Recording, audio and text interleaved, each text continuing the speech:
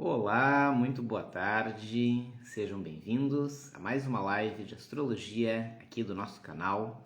Hoje com mais uma edição do programa Mercúrio em Virgem, o programa onde eu analiso detalhadamente os aspectos do mapa astrológico que tu me trouxeres. Na verdade, a minha audiência me manda perguntas, dúvidas sobre o seu mapa astral, sobre algum mapa astral, sobre leitura de um mapa astral, sobre como interpretar o mapa astral, de diversas maneiras. Me mandam por e-mail, por WhatsApp, por Face, por Pombo Correio. Pombo Correio tem sido na pandemia uma nova modalidade. E a gente tem juntado as perguntas selecionadas por assuntos e eu fico muito feliz que o nosso trabalho aqui no canal do Instagram, do YouTube e do Facebook, esteja suscitando cada vez mais perguntas. E eu gostaria de continuar estimulando isso. Eu não sou um oráculo dos astros, né? Mas alguma coisa eu posso ajudar a responder e a elucidar. Então, reforço o convite de vocês trazerem aqui para o nosso programa, Mercúrio em Virgem, as perguntas mais difíceis, complicadas, mas cabíveis e pertinentes, por favor, até porque eu tenho Mercúrio em Virgem também, sobre astrologia, sobre mapa astral. É o nosso intuito trazer um conteúdo cada vez mais pertinente, mais diversificado, em especial diversificado, porque vocês todos juntos têm muito mais criatividade para pensar as milhares de dúvidas possíveis do que uma só pessoa. Então eu fico muito feliz que até agora eu consigo responder tudo que vocês mandam. E de certa forma até, às vezes, quando eu tenho alguma dúvida, quando a pergunta não chega na hora, né? Ou não é ao vivo e a cores, eu até dou uma pesquisadinha, no caso, para dar uma qualificada na resposta. E tenho ficado muito feliz com isso. Então, reforço o convite. Esse é um canal aberto para vocês terem uma consultoria gratuita para aprender a fazer mapa astral, a interpretar mapa astral. E hoje, pessoal, indo direto ao ponto, nós temos 5 perguntas. Normalmente eu tento separar 5, né? Com o máximo por causa do tempo, né? Primeira, eu vou começar com a mais light aqui, né? De uma das nossas seguidoras aqui do canal, assíduas aí, que está aprendendo um pouco sobre a arte da astrologia. E ela pergunta sobre a relação signos-casas. Por quê? Porque a gente fala muito, ao interpretar o mapa astral, dos planetas nos signos e dos planetas nas casas. E, portanto, ela pergunta, e os signos nas casas? Muito bom. Isso nos leva já à segunda pergunta, né, que é sobre os dispositores. A relação signo-casa, ela não é tão secundária quanto parece. As casas astrológicas no mapa astral, elas são independentes dos signos. E elas representam as áreas da nossa vida agrupadas em 12 grupos, né, em 12 casas, 12 setores da circunferência. Esses setores, eles são independentes dos signos. Então, tu podes virtualmente ter qualquer casa em qualquer signo.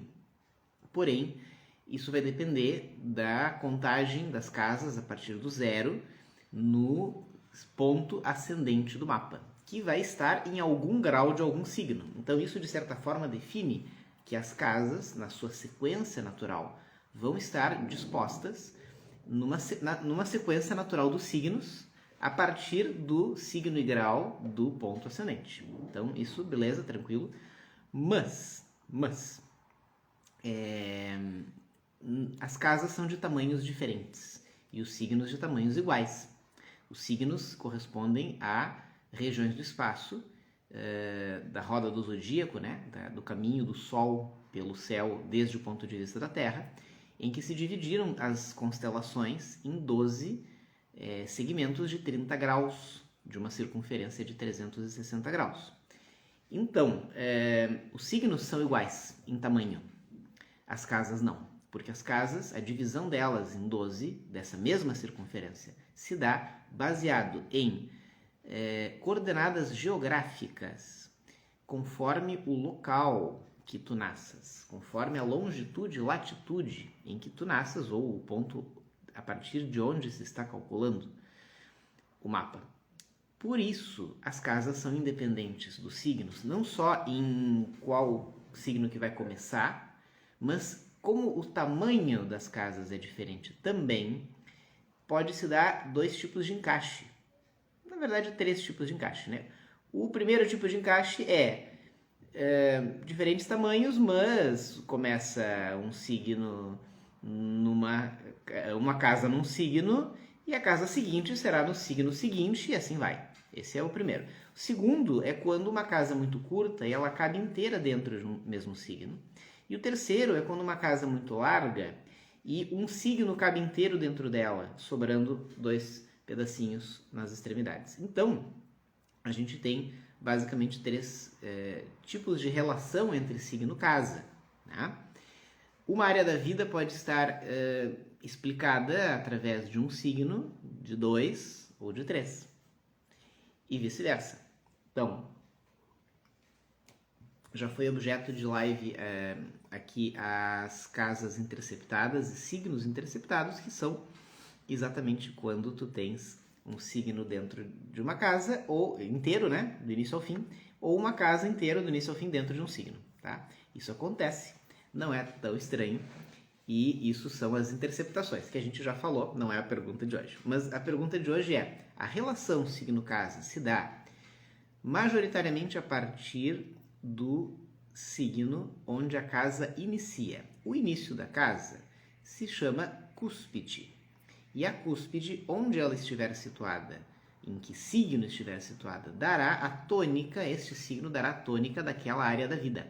Então, para interpretar, a gente começa assim. Olhem o signo que está na cúspide da casa em questão e vocês terão a tônica daquela área da vida. Beleza? Porém, além disso, a gente vai ter também uma porção da casa que estará preenchida pelo signo seguinte. Pode ser uma porção pequena, aí não vai ser relevante. Pode ser até metade, vai ser pouco relevante. E pode ser mais da metade ou até a quase totalidade da casa preenchida por outro signo que não o signo que está na cúspide. Nesses casos, em ordem de proporção, né, do menos para o mais, nós teremos que dividir a influência do signo da cúspide com o signo seguinte, que ocupa uma grande parte. Tá? Mas isso aí é um detalhe que a gente aprende no curso, tem formas de calcular essa proporção, vai mais no olho, tá? Não tem nenhuma fórmula matemática, mas ele tem uma lógica para se calcular essa proporção da influência dos 2 signos, né, ou deste possível segundo signo, na área da vida correspondente. Mas a relação signo-casa, ela é uma relação relevante sim, tá? Se fala muito mais primeiro de planeta signo e planeta casa, mas signo casa também vale. E basicamente para tu entender qual ideia, qual tônica, qual signo, né, vai reger ou vai explicar a predominância daquela área da tua vida. Tá? Lembrando que uma casa astrológica, a gente diz que é uma área da vida, mas na verdade é um conjunto de áreas. Por quê? Porque é uma ideia que rege um pedaço da nossa vida, mas tem mais de uma área que cabe nela. Né? Por exemplo, casa 6, saúde e trabalho. Isso não é uma área da vida. Podemos falar de 2. Casa 9 os altos estudos, os altos ideais, os princípios, as ideias que regem norteiam a minha ação, mas também são os ideais distantes, as crenças, as fés, a fé que a gente tenha, né, a nossa relação com isso, e os lugares distantes também, ou seja, viagens. Então, coisas tão diferentes quanto a tua relação com a viagem, deslocamento físico, relação com o que é distante, estrangeiro, e coisas tão distantes quanto isso e os teus princípios éticos e morais, tu vai encontrar na mesma casa. Então, entendem que falar de uma casa como uma área pode até confundir. Na verdade, é um conjunto, um grupo de áreas da vida, um conjunto de temáticas da vida. Bom, nessa primeira pergunta, então, relação dos signos com as casas. A segunda pergunta é uma sequência da primeira. Foi uma coincidência, né? Um sinal dos astros, porque essa segunda pergunta é o que são dispositores planetários. E eu vou adorar falar isso, porque isso é um tema avançado. E quando me fazem perguntas sobre partes avançadas da astrologia, quer dizer que o pessoal está estudando e que está utilizando o curso. Porque, bom, nesse caso não é um aluno do curso. Então é alguém que realmente estudou em algum lugar, talvez aqui nas lives. Eu fico feliz com a ideia de que o pessoal está se motivando com o nosso trabalho aqui, e indo atrás e aprendendo e querendo aprender mais. E aí eu fico feliz e me motivo muito mais a ensinar um pouco mais. Então, os dispositores planetários são a sequência da interpretação das casas em termos de energia predominante. Por quê? Porque a gente falou que a tônica da casa vai se dar pelo signo da cúspide, da sua cúspide. Beleza. Esse signo, como todo signo, possui pelo menos um planeta regente. O planeta regente do signo da cúspide de uma casa será o seu dispositor planetário, que é o objeto desta pergunta. Mas o que é um dispositor planetário? Bom, é o planeta que, sendo este então já identificado, ele vai orientar, não a tônica, mas orientar as tendências, as inclinações, o direcionamento de vida da pessoa naquela área da vida. Então, casa 2, o sujeito tem... Casa 2 é a área das finanças, da nossa relação com a matéria, com as posses, com o dinheiro, com aquilo que nós sentimos que é nosso, desde o material até coisas não materiais que a gente também sente que são parte de nós. Bom, essa casa 2, ela vai estar, digamos assim, em aquário. Então, a pessoa vai ter uma tônica aquariana para lidar com dinheiro, por exemplo, para ganhar dinheiro, para controlar, guardar, organizar suas contas, ou até a sua relação com o dinheiro. Beleza. Aquário. É a tônica, é a energia. Vamos supor que o segundo signo que começa nessa casa é minoritário, então não vai ser relevante, como a gente falou no início, tá? Mas Aquário é regido por Urano. Na verdade, Urano primariamente e Saturno secundariamente. E Urano vai ser, vamos começar com Urano, vai ser o dispositor da casa 2. Por causa de que a casa 2 tem a cúspide em Aquário. Tá entendendo? Então, onde que esse Urano vai estar? O Urano do mapa está na casa 10. Bom, então, apesar do jeito aquariano meio disperso, meio desapegado de lidar com dinheiro, o jeito meio bagunçado, mas, por outro lado, muito criativo, muito inventivo, que gosta de diversificar, que gosta de pintar e bordar no seu trabalho, nas suas atividades, e que tem uma diversidade muito grande na sua relação com o dinheiro. Bom, essa tônica aquariana da relação da pessoa com a matéria vai ter um direcionamento a partir da posição de Urano no mapa. E Urano está na casa 10, que é a casa do trabalho e carreira. Então essa pessoa vai ter um direcionamento, uma relação com o trabalho muito forte. Aí tu vai pensar, mas isso é óbvio, ela vai trabalhar para ganhar dinheiro. Não é tão óbvio, tá? Se Urano estiver na 4, é uma pessoa que vai estar sempre atrelada às questões familiares. É aquela pessoa que ela é aquariana com as suas finanças, mas ela, sei lá, depende a vida toda da ajuda dos pais. Sei lá, Urano na 4. Tá? Ou, sei lá, que o dispositor da casa 2 está na casa 8, que uma das temáticas que se inclui na casa 8 é o dinheiro dos outros. Quem é jovem há mais tempo, tipo eu, vai lembrar de uma comédia do Danny DeVito, dos anos 80, que era uma comédia chamada Com o Dinheiro dos Outros. Tá? Então, a casa 8, subtítulo desse filme, a casa 8. Não. Então, com o dinheiro dos outros, a casa 8 vai indicar que, se o dispositor da casa 2 estiver na 8, que a pessoa vai ter uma relação, ou seja, as posses dela vão estar muito relacionadas com heranças, com ganhos inusitados, já que se trata de Urano, né? Ou coisas assim. Então, eu estou simplificando muito, mas só para vocês entenderem que o dispositor, ele fornece complementarmente algumas informações importantes sobre o encaminhamento daquela área da vida. Tá? Então, essa é a segunda pergunta de dispositores. Vocês já viram que daria para fazer uma live inteira só sobre isso. É muito legal, tá? Os dispositores planetários. E essa orientação, esse encaminhamento, esse direcionamento, ele também... entenda que é outra coisa que a tônica. A tônica é o jeito da pessoa lidar com aquela área da vida, beleza.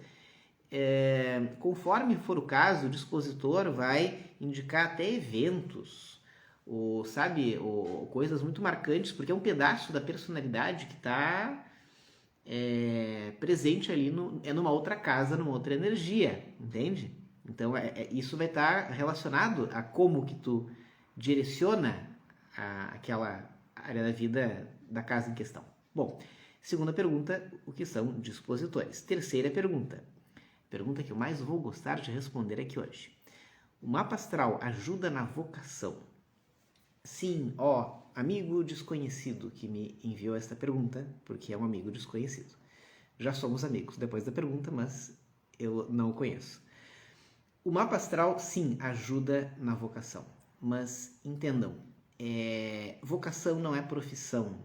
Não é uma orientação psicanalítica ou psicológica para escolher entre opções de emprego. Não tem nada a ver com isso. O mapa astral ajuda na vocação no sentido filosófico de vocação, que é vocatio. É o chamado da alma. O mapa, ele nos traz um chamado da alma. Por quê? Porque ele nos ajuda a ler a nossa personalidade. Vamos sintetizar a visão de ser humano em corpo e alma, ou digamos assim, personalidade, que inclui do corpo até a mente, e a alma, que é essa essência espiritual por detrás de tudo. Opa, a Mila pergunta se poderia dar mais algum exemplo dos dispositores. Já vai, Mila, deixa eu só concluir o raciocínio aqui. Vocação é mais do que profissão. Vocação é um chamado da alma. E se a gente considerar, então, personalidade e alma, né, o corpo e espírito, ou mais que corpo e os detalhes, mais o espírito humano, que é a essência espiritual, que é a causa de tudo que a gente tem, nesse campo, a alma manda recados, a alma manda pedidos, é o chamado, do tipo, por favor, faz isso. Por favor, seja isso. Por favor, tu vais encontrar... E por que é um por favor? Porque é como um clamor, né? Para que a nossa consciência imersa nos musgos da personalidade consiga se libertar um pouquinho dessa prisão. E se libertando da prisão... consiga escutar essa voz da sua alma que pede que ela faça alguma coisa, que ela realize alguma coisa. Então, por que o mapa astral ajuda na vocação, a identificar a vocação, a identificar os potenciais? Por quê? O mapa astral ajuda a enxergar de maneira mais ordenada toda a nossa personalidade, ou seja, todo o nosso arranjo, corpo, mente, emoções, energia e outros. Tendo esse arranjo melhor compreendido e melhor ordenado, a nossa consciência adquire melhores condições de mergulhar mais a fundo e saber quem sou. E sabendo quem sou, é tudo que eu preciso para escutar a voz interior, a voz da alma, o vocatio, o chamado da alma. Então, o mapa astral ajuda a identificar a vocação? Sim. Porque o mapa astral ajuda a me conhecer melhor em profundidade. Isso significa, em primeiro lugar, analisar a minha personalidade através do que o mapa astral mostra.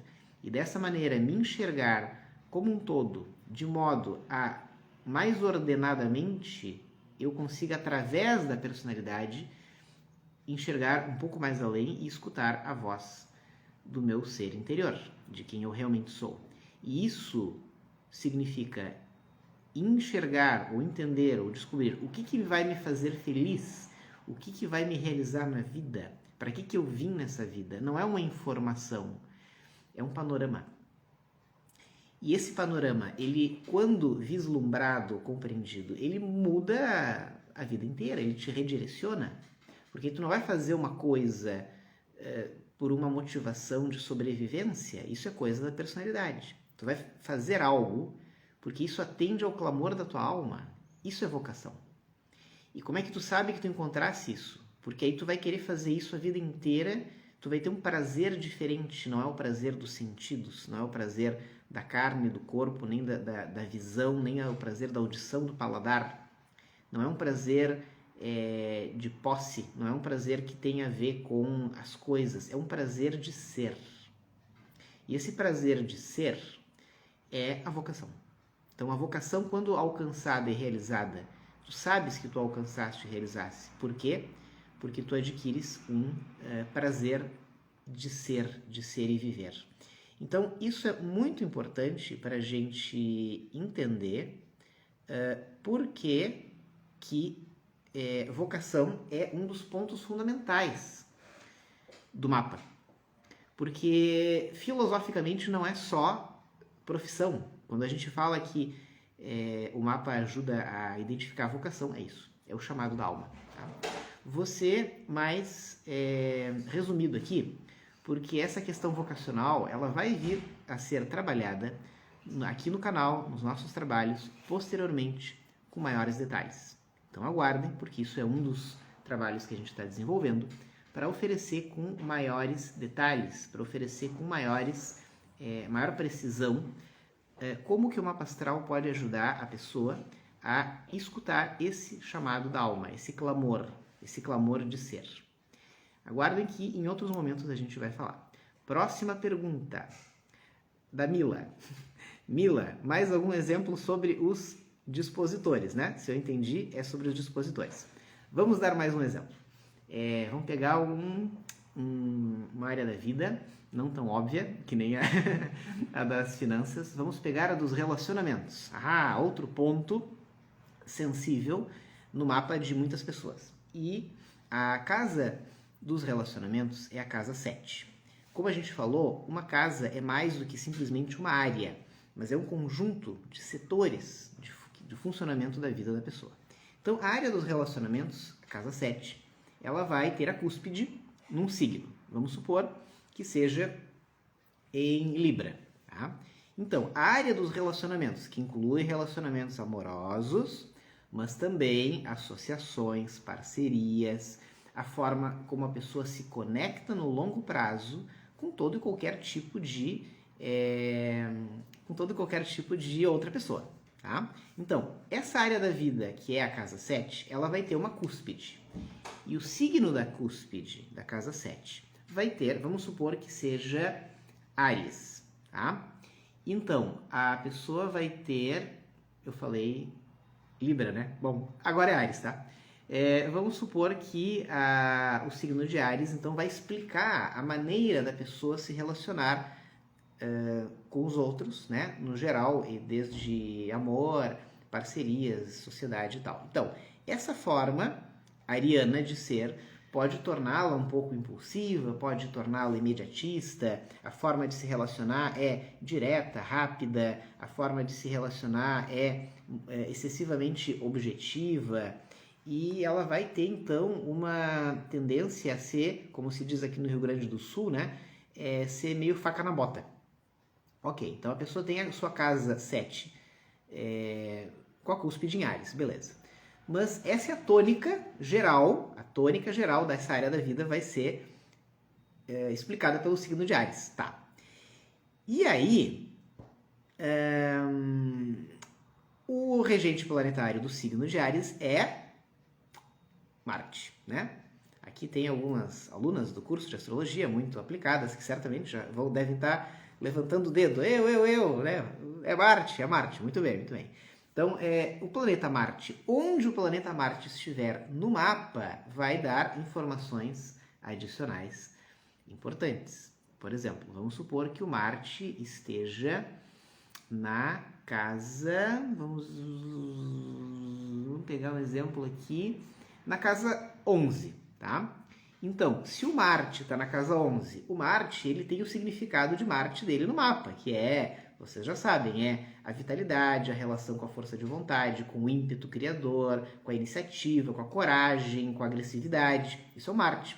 Mas além disso, que é o Marte, como é que é? Tem o lato sensu e stricto sensu, né? Então o Marte é o lato sensu em relação ao mapa como um todo.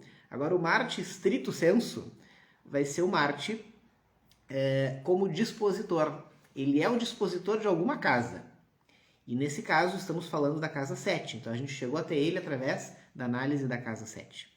Então a casa 7, se o Marte da pessoa está na casa 11, vamos ver o signo e vamos ver a casa, mas em especial a casa. A maneira de ela se relacionar desse jeito impulsivo, nesse contexto impulsivo, vai incliná-la a que os seus relacionamentos se abram para o público, para o coletivo, para as novidades, por conta da casa 11, que é onde está o dispositor. Então, eu sei que falando assim é um pouco confuso, por isso que eu deixei esse assunto lá para o final da terceira parte do curso. Por quê? Porque tu entendendo todo o restante primeiro, fica mais fácil. Explicando aqui na live antes de a gente ter visto todo o conjunto, fica um pouquinho mais difícil, tá? Mas então, tu entende uma casa sabendo onde que está o dispositor da outra. Desculpa, em que outra casa está o dispositor dela, tá? E o legal, Mila que perguntou e os demais, é que todo planeta é dispositor de alguma casa, então não fica ninguém sobrando. Olha que bacana. Todos os planetas do nosso mapa, eles têm lato sensu, inventei agora, acho que eu vou usar esse termo agora nos cursos, nas aulas. Lato sensu, né, em sentido amplo, nós temos o significado dos planetas como a gente estuda, né, no mapa. E cada planeta tem um significado referente à personalidade humana. E num sentido estrito, ele é dispositor de alguma casa. Então, todo planeta é dispositor de alguma casa. Então, a posição dele, os aspectos dele, o signo em que ele está e etc., não só vão ter um significado devido ao planeta, mas também referente à casa que ele dispõe, que ele é o dispositor. Essa palavra, dispositor, ela é utilizada para diferenciar regente, porque o planeta ele é regente de um signo, e se a gente disser que ele rege uma casa, puxa, aí confunde. Então, se inventou uma outra palavra, tá? Que é dispositor. Ele é dispositor de um signo. Eu gostei da pergunta porque ela é um pouquinho mais avançada, mas vocês já conseguem entender, eu acho. Bom, a Mela disse que entendeu. Yes, então tá, missão cumprida. Obrigado a quem perguntou, obrigado a quem perguntou aqui também. Voltando do mapa da vocação, que foi a nossa terceira pergunta, vamos ficar só até a quarta, devido ao tempo. E a quarta é o que é pró-luna. Essa aqui eu vou me divertir respondendo, pessoal. Esse é um dos caminhos para desenvolver o nosso trabalho, tá? A gente tem um curso que está sendo oferecido e esse curso ele tem um formato, um tamanho que ele vai estar sendo constantemente renovado, reciclado e aperfeiçoado. Então, cada vez que vocês forem conhecendo melhor esse trabalho, vocês vão encontrar uma versão em contínuo aperfeiçoamento, em contínuo aprendizado, né? Com a prática. E dentro o curso é um dos trabalhos, né? Nós temos aqui muitos programas pensados para vir ao ar, né? No canal. Nós temos vários avanços que esse trabalho vai se desenvolver. Futuramente nós vamos ter uma escola de astrologia. Isso espero que não seja novidade, mas se for, né? Mas tem um caminho a ser construído até lá. Conteúdo já tá bom, mas a gente tem que dar forma a esse conteúdo para que ele seja didático e prático e efetivo, tá?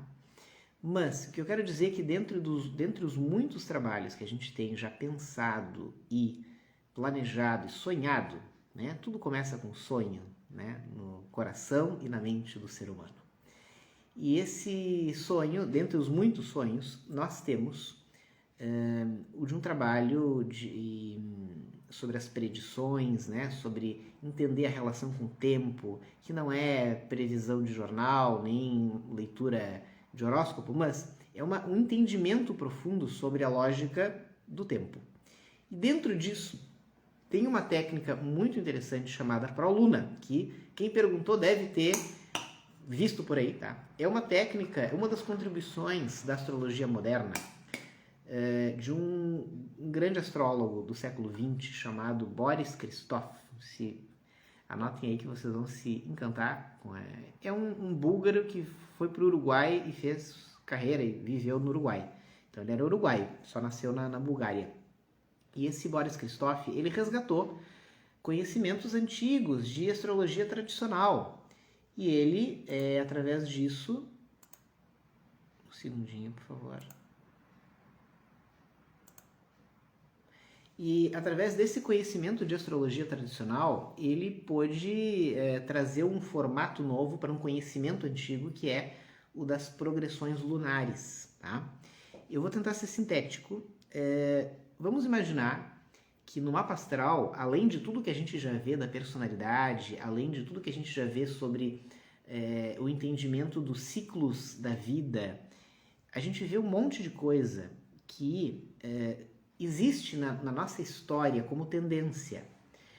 Quando nós olhamos para trás e nós identificamos eventos e fatos relevantes que têm correspondência com o nosso mapa de nascimento, significa que... Nossa, pessoal, peraí. Fica escuro aqui. Quando nós identificamos no mapa astral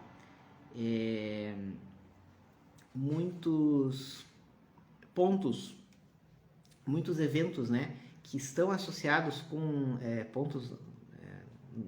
eventos na vida que estão associados com pontos no mapa, significa que o mapa indicou várias tendências que se cumpriram, porque nós, na nossa escolha, no nosso livre-arbítrio, fizemos as escolhas coerentes com aqueles acontecimentos. Então, não é exatamente uma previsão, mas é um entendimento da lógica de dar e receber, né? Da lógica de agir conforme aquilo que nós recebemos de tendências. Então, a técnica conhecida como Proluna, ou progressões lunares naturais, né? Progressões lunares naturais, também chamada de PLN, não confundir PLN com PNL, por favor, que é outra coisa, mas a PLN, ela é uma técnica que procura entender, a partir do nascimento, os tempos mais justos, questões técnicas para variar, os tempos mais justos para cada evento importante da nossa vida. Isso é muito legal. Isso significa que ao longo da vida, cada momento da nossa vida carrega uma tendência a determinados eventos, e isso está no mapa de nascimento. Então, isso é uma técnica preditiva, sim, mas não é uma... Então, assim, a partir do ascendente, a gente tem um cálculo que se faz das casas. E esse cálculo é muito simples, na verdade. É a cada 7 anos, e eu tenho certeza que vocês vão se apaixonar por isso, vão querer saber mais depois. A cada 7 anos vale uma casa. Então a casa 1, ela cobre o período de vida do 0 ao 7. A casa 2, dos 7 aos 14. A casa 3, dos 14 aos 21, e assim vai. A casa 4, dos 21 aos 28. Cada casa cobre o período de 7 anos da vida. E aí a gente olha ao nascimento o que está presente nessas casas. Isso vai até... Mas vai até que idade? Né? Bom, isso é uma técnica dentro da lógica de Urano. São ciclos lunares de 7 anos, tá? Porque cada casa cobre um ciclo de 7 anos. Porque tem toda uma relação das fases da Lua com 7, né? Das fases da Lua são 7 dias. Não sei se você sabe, mas a semana é um ciclo de tempo baseado na Lua, né? É um ciclo lunar a semana. E uma fase da Lua. Então tem toda uma relação de 7 anos. dessa progressão lunar, mas a técnica é um conjunto ligado a Urano. E a volta que Urano dá em torno do Sol leva 84 anos. Então, a volta que a gente dá em 12 ciclos de 7 fecha 84. Tá? Lembrem que na astrologia antiga se fazia algo parecido, é a mesma lógica, só se usa como base outro planeta. Os 7 dias da semana com 7 ciclos de Saturno, ciclos de 7 anos de Saturno, e a Lua é o menor, né? É o primeiro dos planetas, dos astros antigos, e Saturno é o último. E a Lua tem um ciclo de 28 dias e meio, e Saturno tem um ciclo de 29 anos e meio. Só para vocês saberem, eu estou sendo muito sucinto aqui, mas é que está tudo interligado. Então, a mesma lógica que na antiguidade se fazia Lua-Saturno, na modernidade se adaptou para um pequeno ajuste que é dentro da lógica de Urano. E Urano tem 84 anos. Então, a gente tem 12 ciclos de 7 anos, fecha 84. Isso não quer dizer que todo mundo vai morrer com 84, mas quer dizer que tu pode morrer em qualquer idade, até depois de 84. Mas se passar de 84, vai repetir a casa 1 na sequência. Bom, essa técnica, ela então indica que essa progressão ela vai cruzando todo o teu mapa, desde o ascendente, pela casa 1, 2, 3, 4, até fechar. Eu estava pensando nisso quando eu fiz a live do Van Gogh ontem, e uma coisa que me chamou muito a atenção, o Van Gogh não tem nenhum planeta do zero, né, do ascendente, nem na casa 1, na casa 2, na casa 3 e na casa 4. O primeiro planeta que ele vai ter vai ser uma conjunção Lua-Júpiter na casa 5. Até a casa 4 são 28 anos. Desculpa, casa 6. Na casa, até o final da casa 5, 35 anos. O ponto de progressão de Proluna que corresponde à Lua-Júpiter no mapa do Van Gogh é 37 anos. Quando a progressão chegou nesse ponto, ele se matou. Que isso? Aquele foi o primeiro dos pontos de progressão de todo o mapa dele. Por quê? Porque todo o mapa dele, dali para frente, estariam todos os demais planetas concentrados. Significa que se ele tivesse vivido para além dos 37 anos, ele teria uma história de vida lotada de eventos, acontecimentos e coisas e muito carregada de propensões à fama. O que não se verificou, ele ficou famoso e muito famoso e universalmente famoso no mundo das artes, da pintura, depois que morreu. Por quê? Porque ele morreu no primeiro ponto de progressão do mapa. Entende? Então, esse negócio é muito sério. Por quê? Porque não está no mapa que ele vai... agora isso é um sinal dos astros. Não está no mapa que ele vai morrer, ou que ele vai se matar. Mas está no mapa que a parte da vida dele, que ele vai ter mais eventos, seria depois. Então, realmente, ele não teve uma vida cheia de eventos, mas ficaram muitos para a próxima. Tá? Então, isso só para dar um exemplo do que é a técnica do Proluna. A gente esse é um dos trabalhos que eu tenho na manga para desenvolver. E dentre as 1000 coisas que a astrologia oferece, essa é uma delas que, através do meu trabalho, eu quero trazer para vocês. Então, espero ter respondido sucintamente no Mercúrio em Virgem de hoje o que é a Proluna, com alguns exemplos. Se ficarem curiosos, mandem perguntas que a gente vai responder. Hoje é quinta-feira, última live da semana. Agradeço aí as participações dos que estiveram ao vivo e agradeço aos que vão assistir depois e agradeço os comentários. Se gostaram, podem, por gentileza, curtir, comentar, compartilhar, indicar para os amigos e lembrar que toda semana, quase todo dia, temos live aqui no canal. E hoje foi quinta-feira, dia 15 de abril de 2021, e na próxima voltaremos na segunda-feira com mais uma live da série dos signos. Foi um privilégio ter estado com vocês, um grande abraço e até mais.